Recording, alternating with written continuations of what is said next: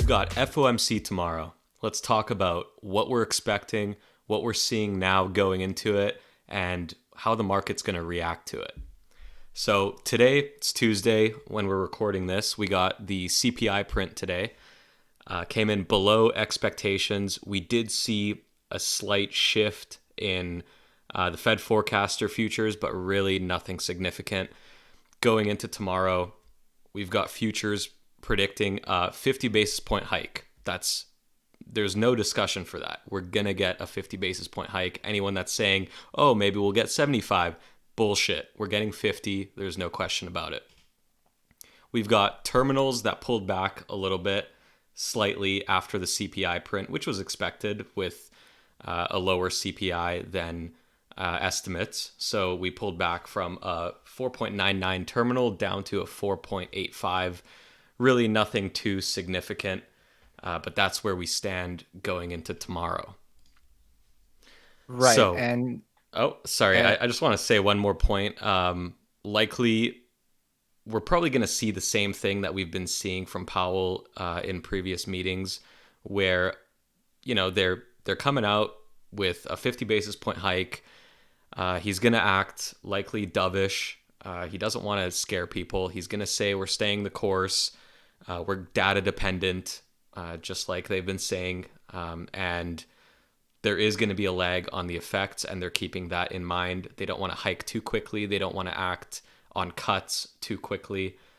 That's likely the scenario that we're going to be walking into. They don't like to surprise, and we're probably not going to get a surprise.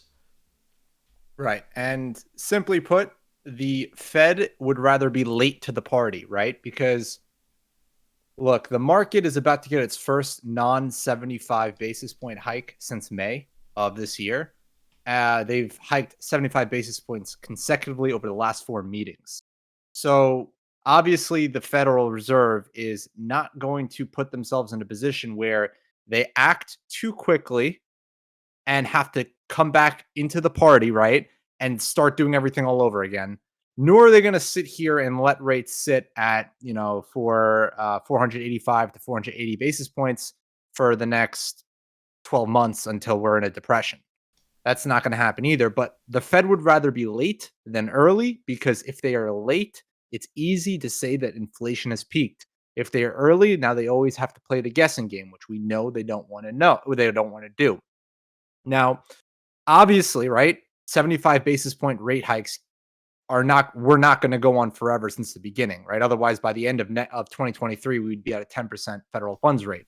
We all knew this. It just seems that we've gotten so accustomed to those consecutive 75 basis point prints that maybe the market is starting to or the market itself is starting to realize, this is dovish, right? And when in reality, it's not so dovish at all, because it's what the market has been pricing in for at least the last, I'd say, month Right. It's at a minimum. completely expected. Right. We all knew this. It's been in the Fed forecaster for I think at least over a month now. And the next thing is that there is a lag between the rate hikes and the economic effects. This is not new. Powell has spoken about this. We already know this. The market knows this. This is a known fact, right? The Fed hikes today. The effects come at some point down the road. It's not today. It's not tomorrow. It's not next week. It takes a while for the rates to flow down into the market, especially higher rates. Now, the predicament we're in here, simply put, is rates were literally at zero. I think it was a year ago, right? 12 months ago, rates were at zero, Right. right? So with rates being at zero 12 months ago, we were just about to get into the rate hike cycle. Rates being at zero, you have corporations, you have people that are buying homes, buying cars. All this leverage came in a zero rate environment. So corporations aren't stupid, okay? Big banks are not dumb. People, even regular home buyers, they're not stupid. Rates are at zero. They want to buy a house, which is why home prices went up into the roof. So a lot of people, I'm not going to say everyone, did a lot of their buying in the low rate regime. So they set themselves up, call it a corporation, issuing a shit ton of debt or bonds, right? Bringing in all that money on a stupid low rate. Those rates now have to mature okay? Or the company has to burn through that cash and have to reissue bonds at these higher rates for them to really start feeling this pain. Now, inflation, on the other hand, is hurting everyone no matter what, right? Like if you're a producer, even though you issued these bonds, the cost of the goods that you're producing is going to rise regardless of where you secured your debt. Long story short, it's the time it takes for the Fed to do something and for the consumer to feel it is lagged, which is why obviously we're starting to see inflation slowly come down now after almost 12 months of rate hikes, Right. right? So this is the problem that we're running into, and it's really when the Fed starts cutting, that's when the effects have been realized in the economy and things are starting to fall apart. Right, Because because that's when, they act late, right? They'd rather be of late to course, the party, like you said. right, So there will be already drastic effects taking place for them to cut. right, They're not gonna start cutting before those happen, before those bad events happen. So let's right. talk about how we expect the market to react to tomorrow's Okay. FOMC, equities and bonds. Okay. So let's start off with the overall situation with the market, right? The market is, from what it seems like, positioned max dovish. Okay. And there's a very easy hawk surprise in here. Okay. And what do I mean by max dovish? Well, if you look at the terminal rates, we're only expected to be at 480 for 3 months here, or between three meetings, right? And then fall off. Okay. That is nothing. You're telling me we're going to go to 480, pull back, come down. We're going to be at 436 by this time next year. So the federal funds rate will be less than 100 basis points higher than where it is right now. Yet inflation printed today at, forget the noise of, even though, look, headline and core beaten lower than estimates on both, right? But headline came in 7.1, core came in at 6. That's 7.1% year over year inflation. Yeah, that's still Okay. horrible. We're nowhere That's near the horrible. end. Right. So for next year, from this time next year, rates being up 100, less than 100 basis points from where they are today, it almost feels like this is, you're in a position where like everything has to go right for this to play out.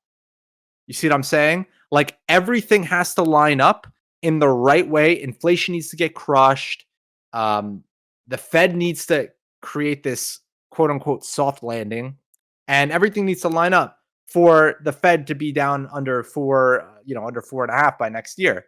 Now, the big counter argument to that is, well, the reason we're under 4.5 is because there's a recession.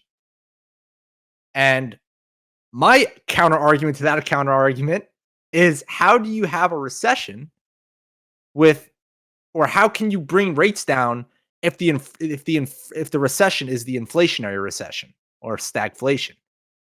You need to fight stagflation with rate hikes. There is no like, oh, I'm going to just cut rates and let everything come down and fall back to earth, because otherwise things build and build and build and get worse and worse and worse and worse. We printed 20% of the circulating dollars in 2020. You think a couple hundred basis points of rate hikes will beat the fire with a stick and everything's back to normal? Like, that's not how this works. Mm-hmm. You can't just unfuck. You can't get unpregnant. Okay. Yeah. You know what I mean? So how this is going to play out, I think, is, even though we're max dovish, the way the market is right now, and the way we acted on CPI, I have a feeling that we can get a push higher here. Now that's, is it 50 handles, 100 handles? I don't know on ES, but I do think that there's still some upside risk here. I think that today we certainly squeezed a lot and flushed a lot of those leverage shorts out that were trying to short the CPI. They got smoked, and then we, later after the CPI release, or at least I should say shortly after the CPI release, we started getting the FOMO guys in here and really trapped them up, north of 4100s on the on the ES futures. But long story short, I think there's some upside risk, but the overall trade, which we all care about, because the short term shit really is, it's fun and all, but it's not where the mega compounds are made. I think the risk is lower for both stocks and bonds, at least right now. We'll see what Powell pulls out of his ass tomorrow when he gets up on the podium and starts answering questions. But I really do think that the risk is to the downside. Now, stagflation continues, is what I'm saying. And the big factor that we have to pay attention to here is the bear market rallies, right? Because ES can shit the bed 100 points from here, 200, 300 points, and then squeeze right back to Momo. And everyone will be sitting here wondering what's going on. Why is the market not at new lows? And it just creates more and more FOMO. So the way you could play this is two ways. You can go short against on ES or SPY or any of the S&P 500 derivatives against Momo and hold that short and try and ride the bearish trend, move down to new lows or 52-week lows. Or you could put together a long VIX call spread in the case there is a tail event where we do get that push to deflation, right? Because remember, the deflationary push where bonds do catch that bid, which we aren't seeing yet, is where CPI really rolls over and growth really rolls over. If growth starts bidding back up, call it like a second bounce before the lows drop out, you're going to get a regime of expansion. And this is what we were speaking about yesterday with this semi risk on regime. It's not a real risk on regime, but it's something that we have to pay attention to, which would create a lot of FOMO and a lot more unnecessary losses. And finally, liquidity. Obviously, we had a question today in the Discord, in the think tank, about if Powell cares about liquidity. Long story short, yes, he does. Does he care about stocks? No, he doesn't. But do stocks matter? Yes, they do. And here's why. So stocks matter because everyone will tell you the stock market is not the economy, right? That only goes so far, though, because how many people are invested in the stock market that need the stock market to retire, that if the stock market doesn't work for them, they have to go back into the economy. So the stock market is essentially part of the economy. It is not the economy, but it's part of the economy. Now, if we have poor liquidity conditions, okay, we're going to have poor financial conditions in the market. And if there's poor financial conditions in the market, illiquidity goes both ways, right? Like what I'm saying, what I just said, we can see these vicious bear market rallies. Right. Long, Even to all-time highs, even to all-time highs, you right? can have a Fed hiking cycle and hit all-time highs because you have illiquidity going both ways. Illiquidity just means it takes less dollars to move prices. Exactly. And the best part about ES going to all-time highs is at least we would know about the trend flipping way before that happens. ES Momo is at 41.05. ES all-time highs is at 48.08. So unless something crazy happens here within, I don't know, maybe some type of miraculous one-day print, which is pretty much impossible, we would know this trend flip well before we get up there, and we could start positioning ourselves in that regime, which most likely, if ES is going to make a run for all-time highs, it will most likely be because we have what I just said about this. What I said as a semi risk on regime. It's not going to last too long. ES can move to all-time highs in 2-3 months, and everyone will think the bull market is back, and then the gaping comes. Yeah. So it's very growth dependent right now, and we have seen growth in the longer time frame of 6 months. We have seen growth pick up a little bit, but lately in the past month, it's actually been lagging, and our system's been showing a pullback in growth. So we are in a very kind of stalemate environment. There's really no direction. The market is very confused right now. Yep. So just like CPI came in month over month with a lower print, our growth proxies in the system did too. So growth is now lower, inflation is now lower. The big risk on the table is deflation. But the problem with the deflationary pivot at the moment is things seem a little too, call it, structurally dovish. If something goes wrong here, meaning if CPI doesn't fall down to the points where they want them to fall in the next even 2 to 3 readings, this whole thing is fucked. It's all going to change. And that's why, again, we're in stagflation. Meeting by day, week by week, Fed meeting by Fed meeting. I'm not making a bet today about where the Fed funds rate, is going to be 12 months from now if the regime is not even here at the moment to solidify that bet. If we get a deflationary pivot, I'll start swinging my hands in the air and saying, "Listen, the Fed funds rate is peaked. We're going lower."